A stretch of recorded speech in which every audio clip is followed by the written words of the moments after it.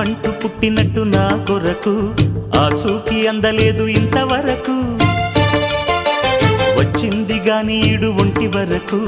వేధించలేదు నన్ను జంట కొరకు చూశాక ఒక్కసారి ఇంత వెలుగు నా వంక రాను అంది కంటి కునుకు ఈ అల్లరి గారడి నీ లీల అనుకోనా నీ పేరు ప్రేమ అవునా ఇవాళే నిన్ను పోల్చుకుందా